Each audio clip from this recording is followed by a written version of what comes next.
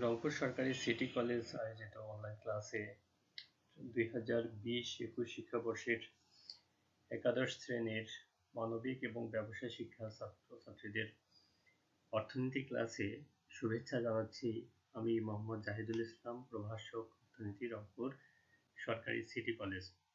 এর আগে অর্থনীতি প্রথম পত্রের প্রথম চ্যাপ্টারের উপর 3টি ক্লাস আমি নিয়েছিলাম। আজকে চতুর্থ ক্লাস। বিষয় অর্থনৈতিক ব্যবস্থা। অর্থনৈতিক সিস্টেম অর্থাৎ অর্থনৈতিক ব্যবস্থা। অর্থনৈতিক ব্যবস্থা কি? অর্থনৈতিক কার্যাবলী, অর্থনৈতিক কর্মকাণ্ড কিভাবে পরিচালিত হবে, অর্থনীতিতে প্রাপ্ত সম্পদ ব্যবহার করে উৎপাদিত দ্রব্য ও সেবার বন্টন তথা এরূপ অর্থনৈতিক কার্যাবলীর প্রাতিষ্ঠানিক কাঠামোই হচ্ছে অর্থনৈতিক ব্যবস্থা।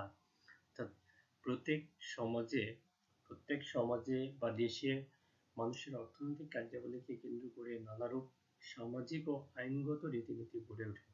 বিভিন্ন ধরনের অর্থনৈতিক কার্যাবলীকে কেন্দ্র করে বিভিন্ন ধরনের রীতিনীতি থাকে, সামাজিক এবং আইনগত। এই সামাজিক এবং আইনগত যে রীতিনীতি আছে সেগুলোর কাঠামোবদ্ধ রূপকে বা কাঠামোকেই অর্থনৈতিক ব্যবস্থা বলা হয়। তাহলে আরেকটু ডিটেলস যদি আমরা দেখি, সমাজে মানুষের অধিকার কেমন হবে, উৎপাদন পদ্ধতি কেমন হবে, ভোগ পদ্ধতি বা ভোগের ক্ষেত্রে ভোক্তা কিরূপ স্বাধীনতা লাভ করবে, শ্রমের ক্ষেত্রে শ্রম নিয়োগকারী এর আচরণ কেমন হবে, ব্যবসা বাণিজ্যের গতি প্রকৃতি কেমন হবে ইত্যাদি এই সংক্রান্ত বিষয়ে যে প্রাতিষ্ঠানিক এবং আইনগত রীতিনীতি আছে, কাঠামো আছে, সেগুলোই হলো অর্থনৈতিক ব্যবস্থা। অর্থাৎ অর্থনৈতিক ব্যবস্থা দিয়ে বা ব্যবস্থার সাহায্যে প্রতিটি অর্থনৈতিক কর্মকাণ্ড নিয়ন্ত্রিত হয়। এটা দেশের অর্থনীতি কিভাবে পরিচালিত হবে, সমাজের অন্যান্য অর্থনৈতিক নিয়ম শৃঙ্খলা কিভাবে বলবৎ থাকবে, সেগুলো অর্থনৈতিক ব্যবস্থা দ্বারা নিয়ন্ত্রিত হয়।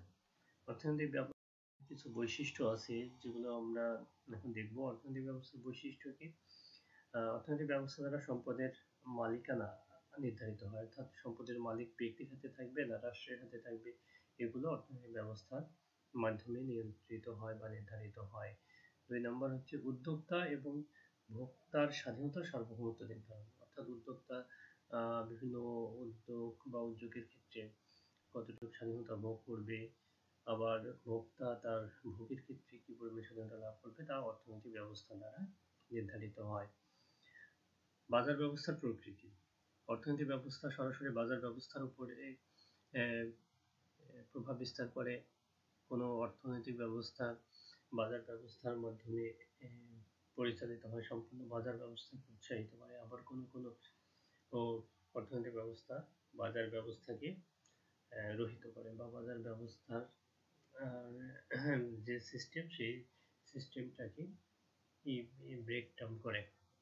অর্থাৎ সেক্ষেত্রে বাজার ব্যবস্থার মাধ্যমে পণ্যের কেনাবেচা না হয়ে বা পণ্যের দাম নির্ধারণ না করে এটা আরোপিত দামের মাধ্যমে বা নির্ধারিত দামের মাধ্যমে বা সরকার নিয়ন্ত্রিত দামের মাধ্যমেই অর্থনৈতিক কর্মকাণ্ড পরিচালিত হয়।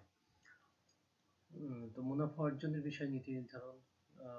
কোনো অর্থনৈতিক ব্যবস্থায় মুনাফাই হচ্ছে একমাত্র অর্থনৈতিক কর্মকাণ্ডের মূল লক্ষ্য। আবার কোনো অর্থনৈতিক ব্যবস্থায় সমস্ত অর্থনৈতিক কর্মকাণ্ডের মূল বিষয় হলো বা মূল লক্ষ্যই হলো সামাজিক কল্যাণ বা সমাজের কল্যাণ নিশ্চিত করা।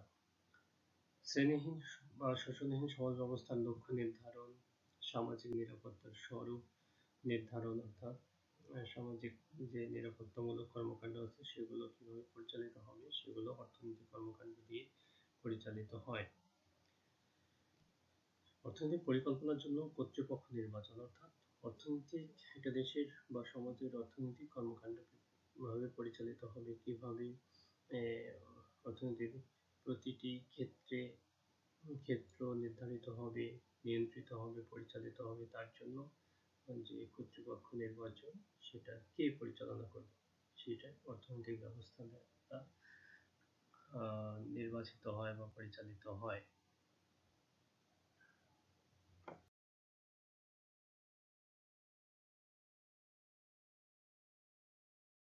প্রকারভেদ, অর্থাৎ অর্থনৈতিক ব্যবস্থা কত প্রকার হতে পারে। তো অর্থনৈতিক ব্যবস্থা 4 ধরনের হতে পারে। এক নম্বর হচ্ছে ধনতান্ত্রিক অর্থনৈতিক ব্যবস্থা বা ক্যাপিটালিস্টিক ইকোনমিক সিস্টেম। 2 নম্বর নির্দেশমূলক অর্থনৈতিক ব্যবস্থা বা সোশ্যালিস্টিক বা কমান্ড বা প্ল্যান্ড ইকোনমিক সিস্টেম। তারপর 3 নম্বর হলো মিশ্র অর্থনৈতিক ব্যবস্থা বা মিক্সড ইকোনমিক সিস্টেম, এবং 4 নম্বর হলো ইসলামী অর্থনৈতিক ব্যবস্থা বা ইসলামিক ইকোনমিক সিস্টেম। তো এই 4 ধরনের অর্থনৈতিক ব্যবস্থা সম্পর্কে আমরা ধারণা লাভ করার চেষ্টা করব। প্রথমেই আসি গণতান্ত্রিক অর্থনৈতিক ব্যবস্থা বা ক্যাপিটালিস্টিক ইকোনমিক সিস্টেম।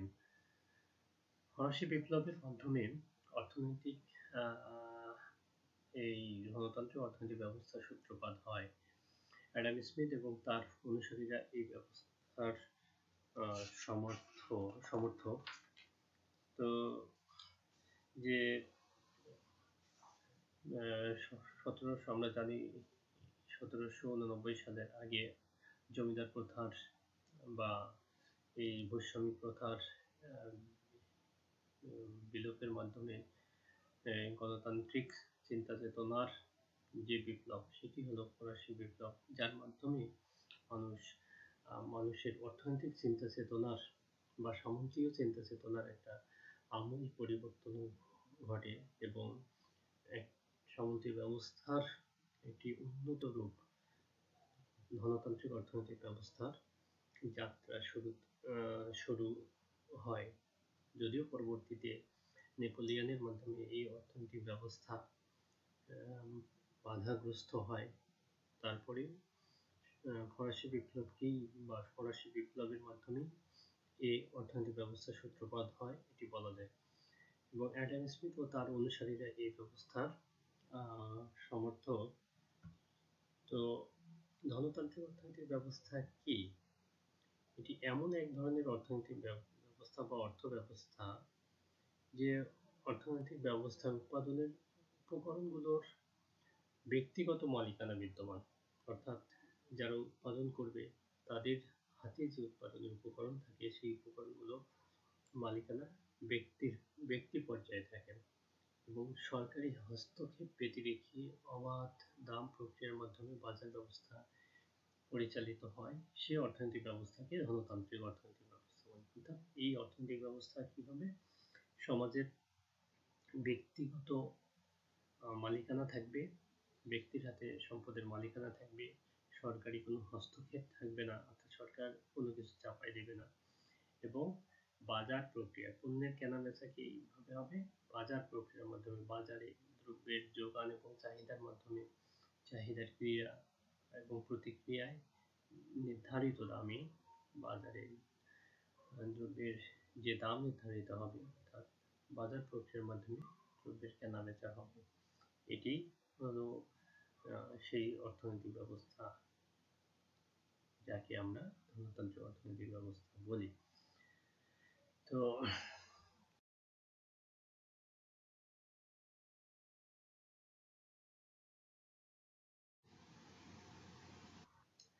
একটু বৈশিষ্ট্য দেখি, গণতান্ত্রিক অর্থনৈতিক ব্যবস্থার বৈশিষ্ট্য কি? এখানে পুঁজিপতি ও শ্রমিক শ্রেণীর অস্তিত্ব। এখানে সম্পদের এই গণতান্ত্রিক অর্থনৈতিক ব্যবস্থায় যত ধরনের উৎপাদন হয়, উৎপাদনের মূল লক্ষ্যই হলো মুনাফা অর্জন করা। তো এই মুনাফা অর্জন হতে হতে একটা সময়ে কিছু মানুষের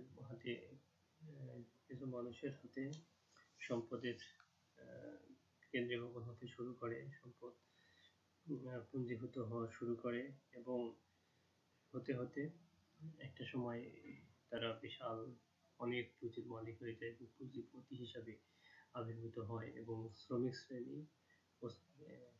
শ্রমিক শ্রেণী তাদের বিনিয়োগকৃত বা তাদের উৎপাদন ক্ষেত্রে নিয়োজিত থেকে নিজের অস্তিত্বের অস্তিত্ব রক্ষা করে।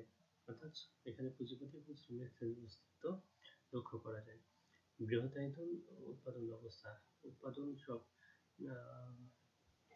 বৃহৎ লার্জ স্কেলে হয়, বৃহৎ পরিসরে হয়ে থাকে।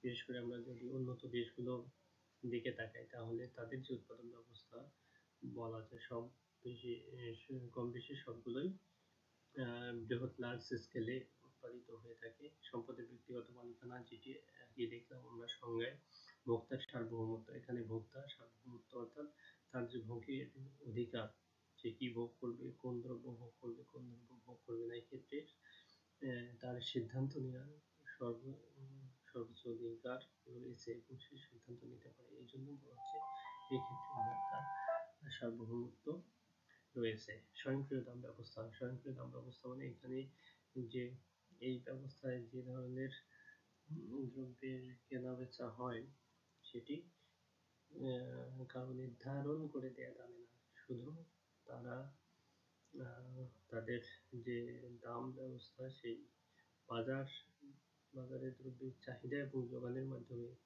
দ্রব্যের দাম যেভাবে নির্ধারিত হয় সেই দামের তারা পণ্যের কেনাবেচা করে। শ্রেণীবিভক্ত সমাজ। এখানে আমরা আগে দেখলাম যে পুঁজিপতি এবং শ্রমিক শ্রেণীর অস্তিত্ব এইভাবে সমাজে বৈষম্য ধীরে ধীরে বাড়তে থাকে। একটা সমাজ বিভিন্ন শ্রেণী, উঁচু নিচু, ধনী গরিব, মধ্যবিত্ত বিভিন্ন শ্রেণীতে বিভক্ত হয়ে পড়ে। সেই জন্য এটাকে বলা হচ্ছে শ্রেণীবিভক্ত সমাজ। মুনাফা অর্জন। এই যাবতীয় অর্থনৈতিক কর্মকাণ্ডের মূল লক্ষ্যই হচ্ছে মুনাফা অর্জন। আয় বন্টনে অসমতা।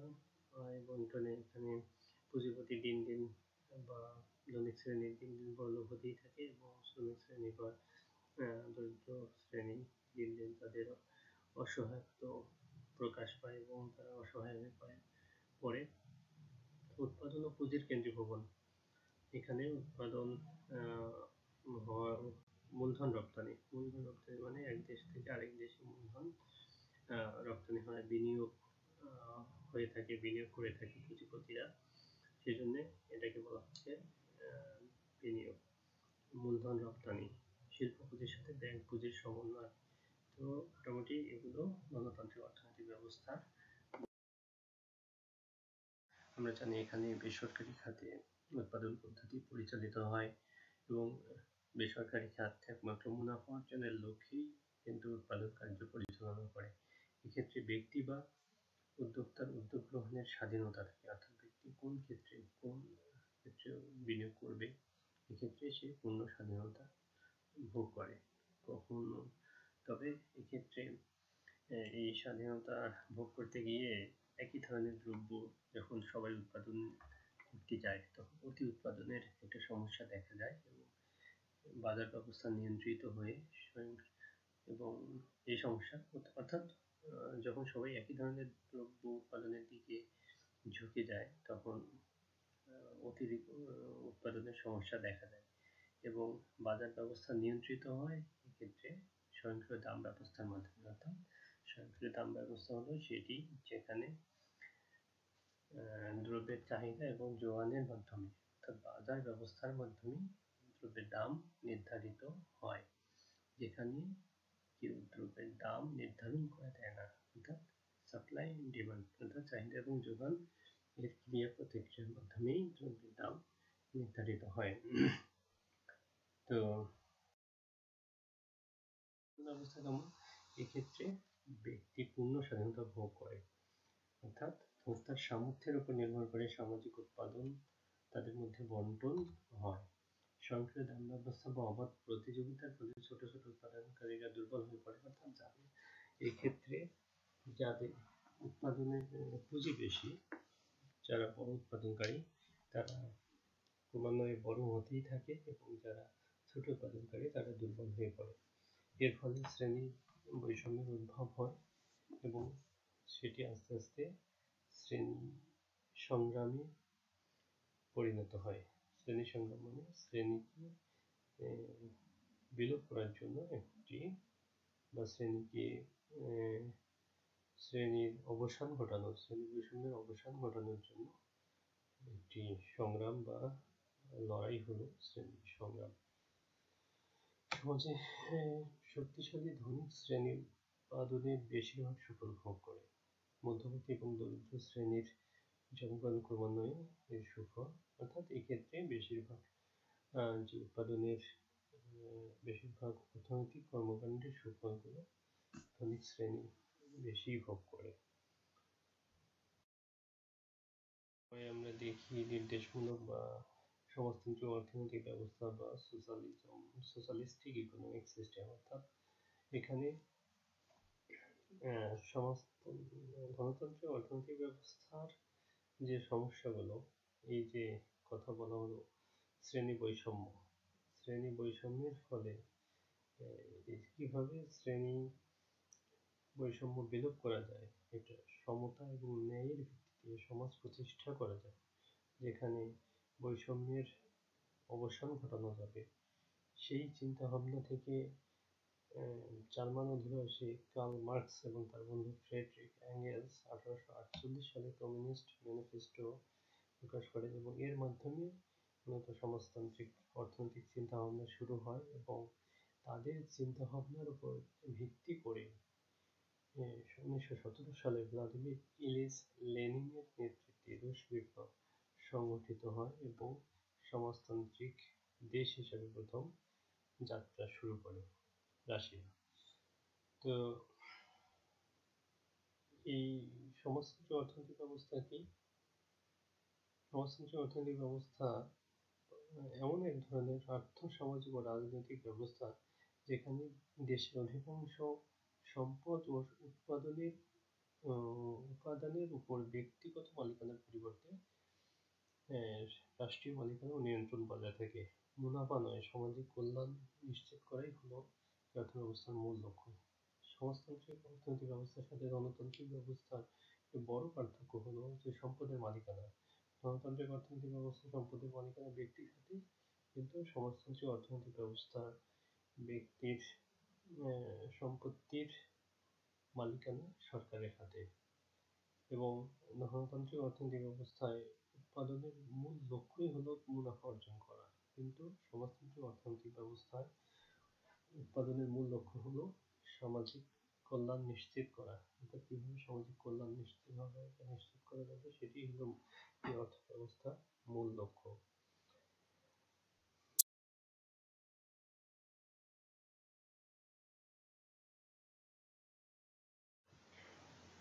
নির্দেশমূলক বা সমাজতান্ত্রিক অর্থনৈতিক ব্যবস্থার বৈশিষ্ট্য, এখানে সম্পদের রাষ্ট্রীয় মালিকানা থাকবে, অর্থনৈতিক কর্মকাণ্ডে সরকারি নির্দেশনা, অর্থাৎ যত ধরনের অর্থনৈতিক কর্মকাণ্ড পরিচালনা হবে সেখানে সরকারের ইন্টারফেয়ার থাকবে, হস্তক্ষেপ থাকবেই। ভোক্তার স্বাধীনতার অভাব, অর্থাৎ ভোক্তা চাইলে সমাজের বৃহত্তর কল্যাণের জন্য উৎপাদন করা হয়, সেখানে একজন বা ব্যক্তির মুষ্টিমেয় কিছু ব্যক্তির স্বাধীনতা খর্ব হতে পারে, কিন্তু মূল লক্ষ্যই হলো কিভাবে বেশি সংখ্যক মানুষের অভাব পূরণ করা যায়,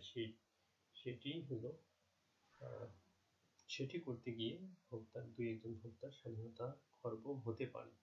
কিন্তু আপামর জনগণের বা আপামর সব ভোক্তার স্বাধীনতার অভাব, এটি সে অর্থে সবসময় সঠিক নয়।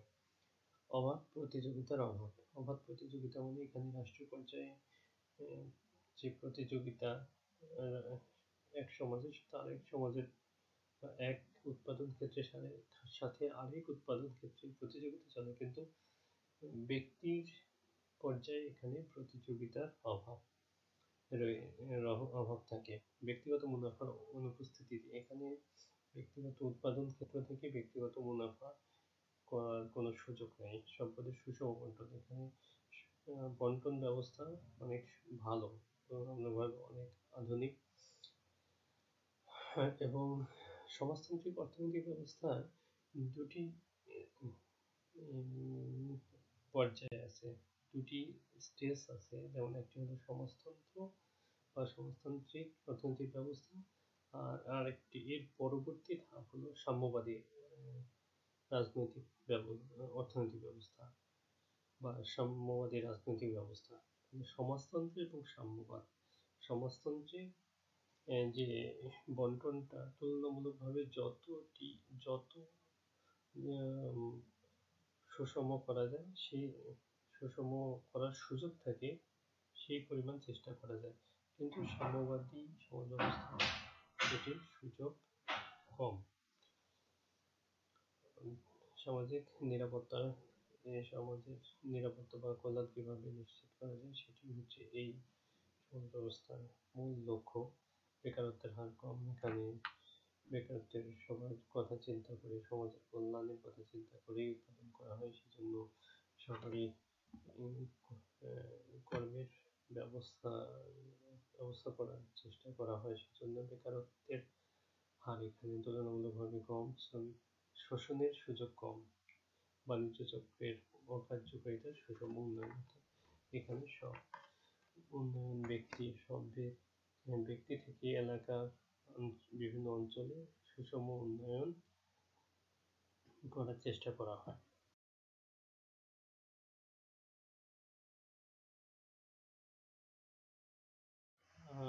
আমরা যদি দেখি উৎপাদন পদ্ধতি কি, এই ব্যবস্থায় উৎপাদন পদ্ধতি সম্পূর্ণ রাষ্ট্র মালিকানায় থাকে।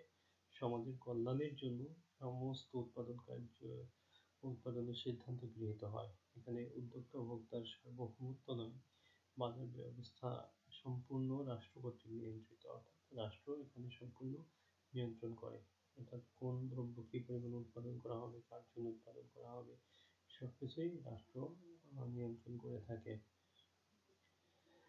প্রথমে কি করে, চূড়ান্ত দ্রব্যের পরিমাণ নির্ধারণ করা হয়, অতঃপর উৎপাদনের লক্ষ্যমাত্রা অর্জনের জন্য প্রয়োজনীয় উপকরণের পরিমাণ এবং বিভিন্ন পরিমাণ নির্ধারিত হয়, অতঃপর লক্ষ্যমাত্রা অর্জনের জন্য বিভিন্ন উপকরণের নির্ধারণ ও ফার্মের মধ্যে সম্পদ প্রবাহ হিসাব করা হয়। ফার্মগুলোর উপকরণ সমন্বয়, নির্বাচনী বা স্বাধীনতা ভোগ।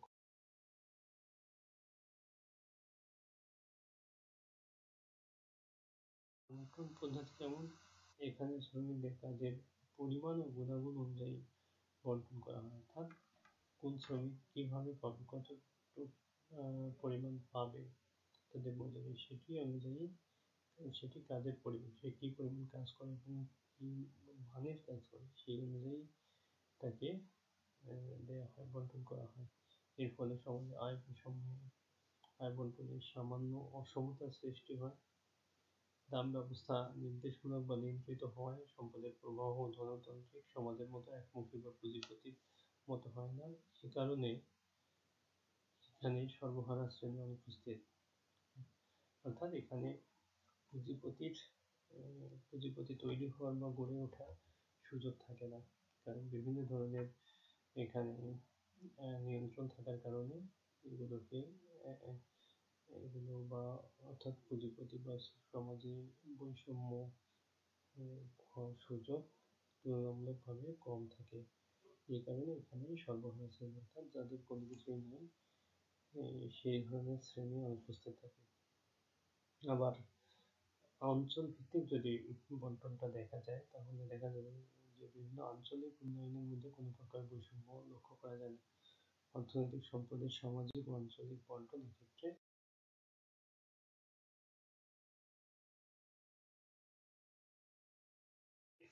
ধন্যবাদ জানিয়ে আজকের ক্লাসটা আমি শেষ করছি। খোদা হাফেজ।